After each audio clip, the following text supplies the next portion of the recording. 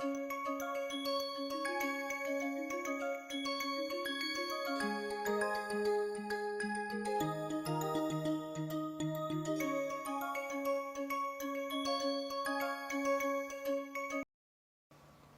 and welcome to this session of Introduction to Autonomous Systems. In the last segment, we introduced the idea of informed or heuristic search strategies, and in the process we looked at a strategy of greedy best first strategy, wherein at every stage we were looking at the shortest distance to the destination from that particular node. Now, there is a small drawback of that, the reason being that you are only looking at your immediate successor. Now, the fact that you are looking at only the immediate successor, there may be a successor which is very close, but the destination from that node could be significantly farther than the other, and in that case actually expanding not the minimum cost node, but a slightly higher cost node, but which reached the goal faster. So, but point is the greedy best first does not have that information, it only knows the cost of its immediate successor. And that is what we saw in the previous example. We found that it worked better and it also gave an optimal solution, but there is no guarantee that it would happen all the time. And in order to ensure that such a guarantee explicitly exists in the algorithm, another informed or heuristic search technique called the A star search algorithm, which has been evolved.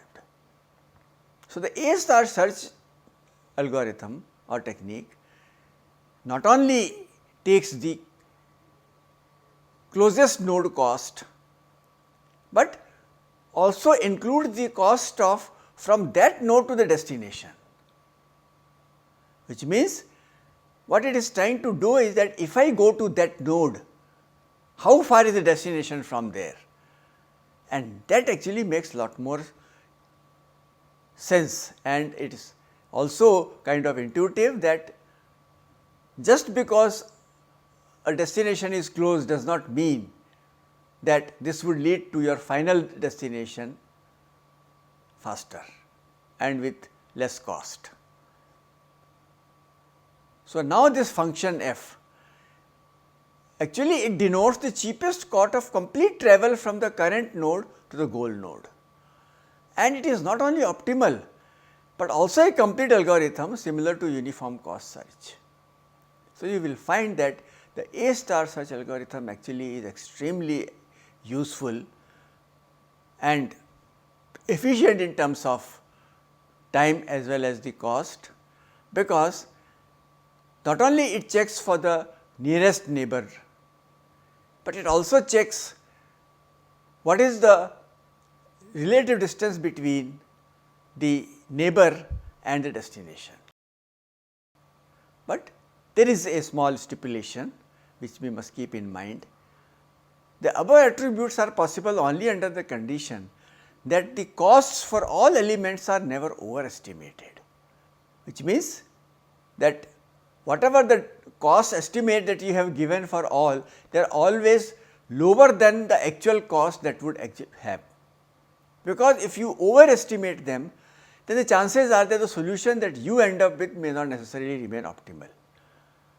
So, the problem that we considered in the previous segment, it was indirectly ensured that the straight line distances is always the shortest distance between the points. So, it is always lower than the actual. So, it is not overestimated, it is always an underestimate, and under that condition the A star algorithm, if it is applied to the same problem, it is going to work better. So, let us see how we can apply this A star search algorithm to the same problem of going from Arad to Bucharest. So, here now we have the successive recursive solution. So, let us start with Arad. So, now in the case of Arad, the cost of going to Bucharest is 366 and the goal node is reached directly. So, the total cost is 366. Now, when you expand the successor, that is Sibiu, Timisoara and Zerind, you find that cost of going from Sibiu to the destination is 253, while for other two is significantly higher than 300. So, obviously choose Sibiu. Now, choosing Sibiu becomes a logical option, even though in the previous case also we had chosen it. Now, after that we look at the successor of Sibiu, which are Arad, Făgăraș, Oradea and Rimica. And now you can see that from Sibiu, if you go to Făgăraș and then on to Bucharest, the cost is 415. Other destinations, as you can see, Rimica, it is 413. Now, this is where it makes a difference, that you now have, instead of Făgăraș, you choose Rimica, which is a cost lower than what you get from Făgăraș. So, here now you expand and you find that the cost of choosing Pitești is 417, while all others are very large. So, it becomes now the logical choice. So, you now expand Pitești and from there you end up at the Bucharest with a total cost of 418. Now, as you can see, this number is significantly larger than 366, that was the straight line distance that we had started off with. So, obviously, we are underestimating the straight line distances, and in the process you can see that now this algorithm actually gives you a better solution. Now, with this information with us, that is the blind search strategies that we looked at in our previous segment and the heuristic or informed search strategies that we have looked at in the form of the basic greedy best first or the A star. Let us now generalize the problem and say that if you have a general context, how does one choose a particular search strategies? And one particular guideline which is commonly used is that systematic search methods, the way we have been looking at, they are all systematic search methods. They are at a disadvantage, particularly when the search spaces become quite large or even infinite. All of them will have a problem, whether it is informed or uninformed. Once the search space becomes larger and larger, it is going to take a lot of time. In fact, there are problems such as factory layout or 8 queens on a chessboard. These are the kind of problems where the final configuration matters and not the manner or path to come to the solution, which means in such problems we are only interested in the final solution. For example, I have been given a goal state, I need to know only ultimately get it to the configuration of either 8 key or a factory layout where which machine is to be kept at what point. So, in such problems generally it is found that local search techniques are more effective, which means instead of starting right from the beginning node and then using a systematic approach, it generally works much better to start in the vicinity of the solution. I can give you another example of trying to find the roots of a polynomial using the technique called Newton-Raphson method, or what is called the gradient descent or steepest descent method. There the solution and the quickness with which you will reach the solution depends on what is the starting value that you choose. So, if you choose a starting value which is very close to the actual solution, within very few iterations you can reach the destination or the required root value. And you will find that other alternate search strategies such as simulated annealing and genetic algorithms are more suited to the local search problems to find the solution where only the final route is important, not the path from which you have come to the solution. And the whole idea is that if you can find the route with 1 or 2 iterations, it is always better than spending 10 iterations. Now, let us complicate the problem further by saying that all these what we have seen till now are essentially well suited for cases where you have fully observable environment or that system is deterministic. And we have already realized some time back that the real systems are not going to be deterministic, they are going to be random. So, if we relax the condition of determinism and observability, now we have a problem. We find that agent cannot predict exactly what percept it will receive when you take an action. So, based on the present situation, if you take an action, because of uncertainty, when it reaches the destination or the successor, well, that may not be the successor that was predicted, it may be something else, and then you have a problem. So, in all such cases, the agent needs to consider what to do under each contingency that the percept may reveal, and also need to keep track of states it might be in, which means at any point now you have to do a kind of a exploration. You say that if I take this action, what are the possibilities of the states that I could be in? Maybe by taking that action, suppose you say that I could reach these 3 different destinations.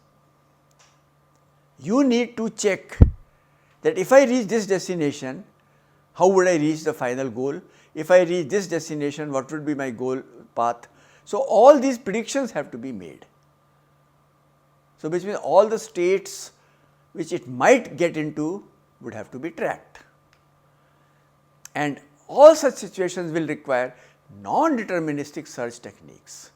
So, there are a large class of non-deterministic techniques that most of us end up using. So, in case of trees, they are called AND OR search trees are one way of doing it. You have trial and error. Many of us have been using trial and error. We do not use any standard mechanism, just try a solution. If it works, good, otherwise try something in the vicinity that tells us something, okay, maybe we can try this. So, we just try hit and miss, those kind of things. And there are some techniques based on foraging behavior borrowed from animals and birds. They are called ant colony optimization, particle swarm optimization, then pigeon inspired optimization, and there are bee colony optimization, artificial bee colony optimization. So, those are the non-deterministic search techniques where you are looking randomly in all directions until you find the right, that is all, and it is completely a random process. You will find that for situations which have partial observability or that there are uncertainties, such methods will have to be used. Now, there is another problem. All these things like partially observable, uncertain, then there can be an issue of unknown, you just do not know. There is no information about the environment. The problem with whatever we have discussed you will get an impression that all these activities have to be done before the actual execution. That you, for example, the path planning, you first decide the path and then you take action according to the path.